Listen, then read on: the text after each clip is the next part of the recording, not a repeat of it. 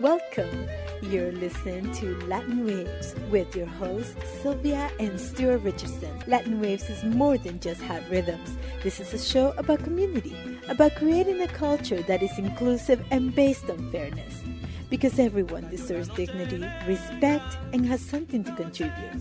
A new world is possible, and it all starts with us. On the phone, I'm very privileged to have Arnold August, speaking to him in Montreal, where he resides. He's a renowned author and journalist. Some of his books include Cuba and Its Neighbors, Democracy in Motion, Cuba-U.S. Relations, Obama and Beyond. He's an exceptional, accomplished journalist. He contributes articles in English and Spanish. He has spent extended periods in Cuba pursuing his intensive investigations, and he's recently back from Venezuela. Welcome to the show, Arnold. Thanks for having me. It's a pleasure to be with you once again. You've just returned from Venezuela. You were an election observer there. We're being told by all Western mainstream media outlets that these elections have been stolen, that Maduro is corrupt, he needs to step down. What were your observations? And just take us through how the Venezuelan elections operate. The accusations by the U.S.-led opposition regarding the election results, that itself is a fraud because they are baseless. But let us leave that aside for the moment, and I'd like to share with your listeners how the actual, the famous electoral system in Venezuela is supposedly not valid, is balanced or whatever.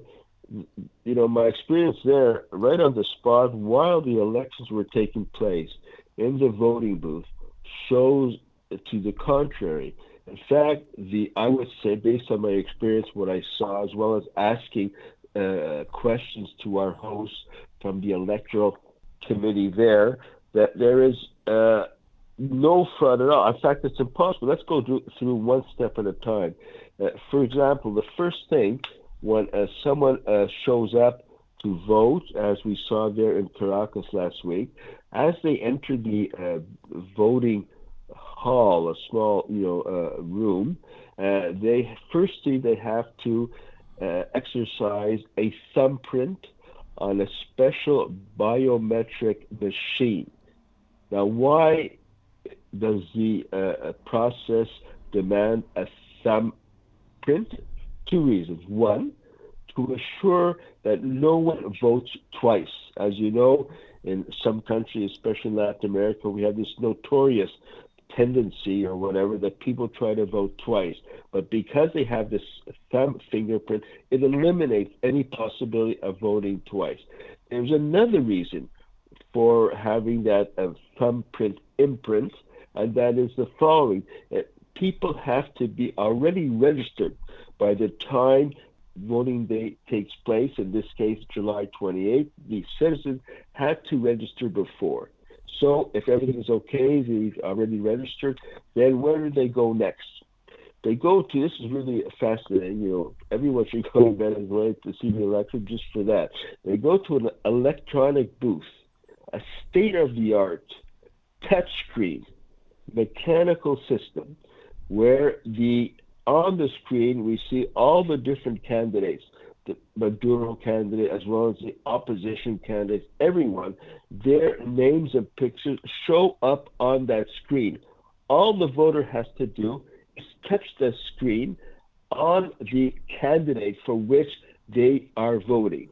Now, this is registered, and does this vote, mechanical vote, just sort of disappear in the internet? No, on the contrary, soon as that touchscreen vote takes place, the machine automatically prints out a paper trail of how that person voted.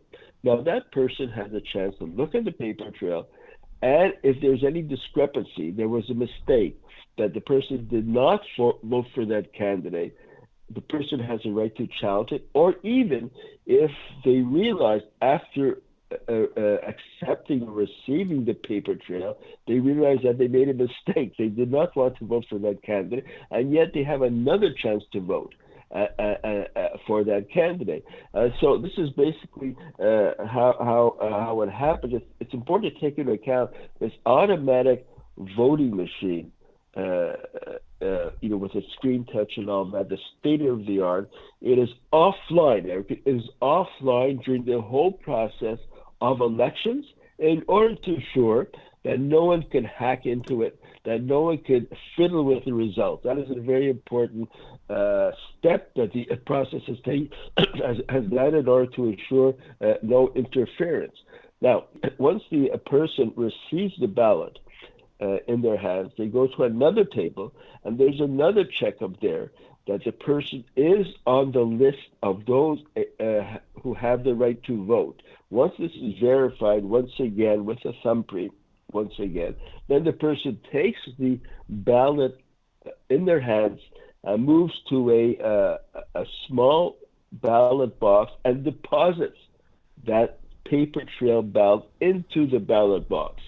Now, once the elections take place, after the elections finish at the end of the day, how does the voting takes place? This is very important because a lot of the mainstream opposition, the mainstream media, they always talk about fraud when the voting takes place. Now, that's impossible. It's a fraudulent accusation. What did we see? When the voting takes place after it's finished, every single party, opposition, Chavista, or whatever, they have a right to send a representative to verify the counting of the votes in each polling station. So they are there. They can verify how the mechanical result, how that coincides with the actual printout. And once all the votes are counted, each representative of each party, Chavista or anti-Chavista, they have to sign off. Yes, what we saw here is right. Those electronically registered vote coincides to a T to the paper vote, right, and they sign off on that. Or they can challenge it. No, there's a mistake here. We cannot sign off because there's some kind of a mistake. It does not fit into the actual voting results. The opposition in Venezuela, as you and me know, are quite rabid. They're willing to engage in military coups. They're willing to engage in violence. A few years ago, they declared a leader, Juan Guaido, out of the blue, who wasn't elected. Now, for months now, they've been saying, the opposition, that is, that they won't accept a loss. Let's talk about the opposition, where the Western media are referring to them as pro-democracy groups. Can we define what the opposition looks like in Venezuela? Like you mentioned coup d'etat. Like what is important when we talk about they challenge the election results, but with the pretext of fraud, right?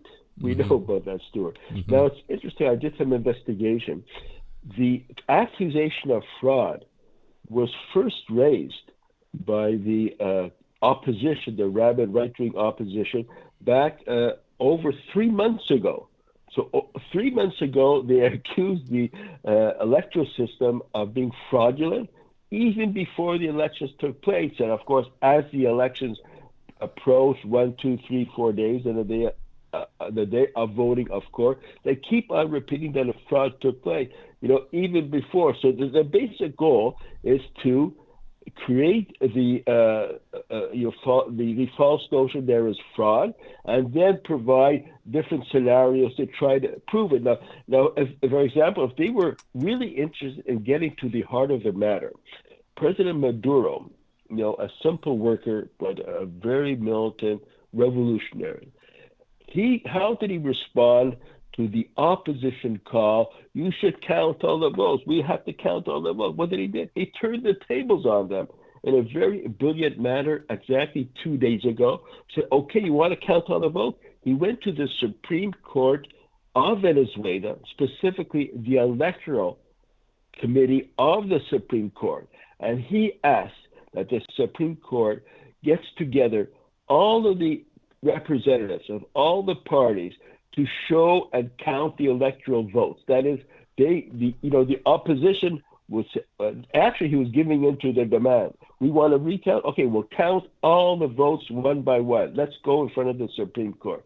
Now, one would think, Stuart, the opposition, if they were at all principled, you and I know they are not. They say, okay, great, you finally conceded to our demand. We are going to count every single vote, publicly with the Supreme Court. But they didn't. They rejected it immediately by saying that Supreme Court is biased. So you have, firstly, saying several months before the elections that there will be fraud, and as soon as Maduro said, let's count the votes, they said, no, we're not going to participate. So, the basic thing is they are not interested in elections, Stuart. They're not interested in democracy. They're not interested in counting votes. They basically create a lie that the votes are fraudulent, and then they fit all of their narratives into it. In fact, their so-called proof with regarding fraud was completely taken apart by one of the leaders of the Venezuelan revolution on TV a couple of days ago, in which he pointed out there are dozens of, this is taking into account what they have found with regards to the oppositions. He said there are thousands of voting records without the signatures of the voting machine operators, something that invalidates a voting record. I mentioned before, when the voting takes place, the representative of each party has a right to be there. But he pointed out that in many occasions, they did not sign off on the count. And also, important to note, there are voting records without the information and signatures of witnesses, voting machine operators, and voting center members. So a lot of, while they were in that voting count that took place, virtually publicly, they did not sign off properly. They did not challenge any of the results coming out of the simultaneously coming out of the voting machine and the paper trail. They just, didn't really take part in that whole thing. But yes, they gave themselves the right to say fraud took place. Just as the saying, they give themselves the right, we are not going to the Supreme Court to count all the votes for you. So, with you. So this is really what it's all about. In my view, they just made up this thing about fraud a long time ago, and they keep up hacking away with it. And of course, the mainstream media just, sings that same song with them. And we also know the global compassionate United States, who loves to care about human rights, especially in countries that have large quantities of oil. Within an hour of the election, Anthony Blinken was saying he doesn't feel that the votes represent the public's will, and also his vassals in Latin America, Malay and Argentina came out. So can we talk about the global response? I mean, we had a few years ago where they all stood around the UN and they all declared Juan Guaido the legitimate president, including Canada, shamefully. So can we talk about the global response towards Venezuela? Yeah, of course. Yeah, of course, the global response, of course, we have to start with the United States. They're the leader of this orchestra against the Maduro government and against Chavismo. It's interesting to note when Maduro said, let's count the votes with the Supreme Court, a couple hours after that, Blinken made a rather somewhat ambiguous statement that it's necessary to go through the process, count the votes and all that.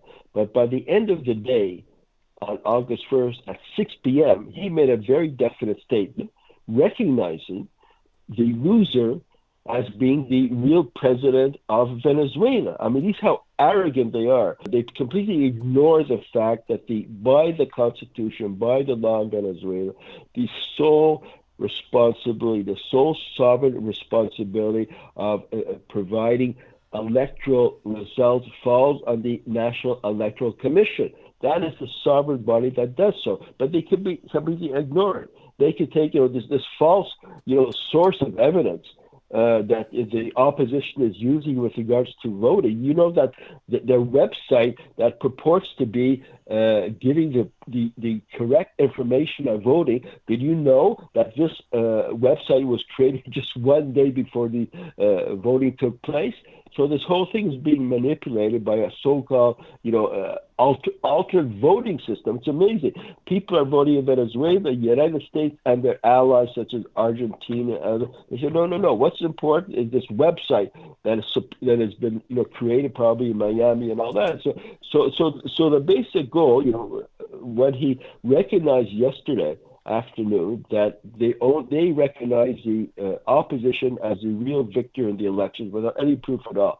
So, of course, yes, they're very much, their main goal is what? You said it. They are going after oil. In addition, you have Elon Musk, who's playing a very important role in the narrative against Maduro. What is he interested in Venezuela? It also has lithium. So you have the natural resources in Venezuela, which are very important for the United States and their allies. But I would like to add another point, which is not often mentioned as to the goals of the United States and their allies, and that is political, ideological. The United States, the West, especially, for example, Latin America, United States, Argentina, and others, and of course Canada also jumps on the bandwagon, even though it's not quite as militant as the United States and Argentina. They cannot allow Chavismo to exist as a political movement, as an ideological movement. Like, what are they afraid of? They talk about that Venezuela, that Maduro had only 51% of the votes. And we're talking about more than 5 million people, 5 million Chavistas who were conscious enough to reject all of the mainstream narrative with regarding Maduro, with regarding the United States being a better option to Venezuelan political system. They reject. I was there, several times. It was my first visit. I have never, Stuart, ceased to be amazed by the political consciousness of the 5 million, 6 million Chavistas, who, despite all of the disinformation, are firm and very clear as to not only the need for 21st century socialism, as Chavez and now Maduro claim that they are developing, which I think they are.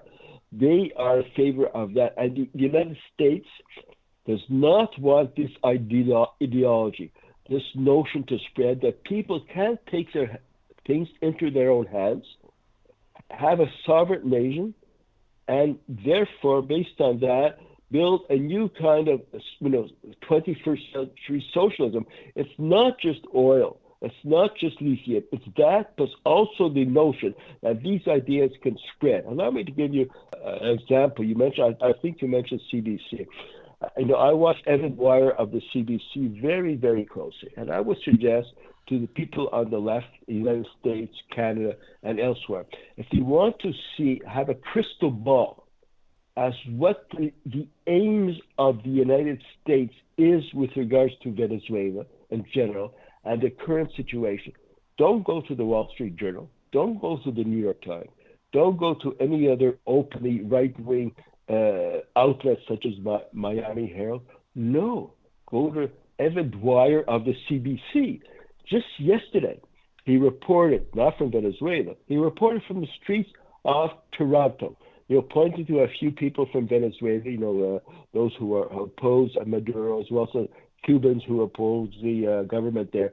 So this is the issue now. What is happening now? People are hoping for. He said this is what he is hoping for. But he says people are hoping for that with the so-called defeat of Maduro, that this will spread, like a domino effect will spread, and it will also lead to the overthrow of the government in Cuba, as well as in Nicaragua, as well as in Bolivia. So this is the actual game plan. Wow. And it came out of the mouth of a so-called Canadian journalist, Evan Dwyer.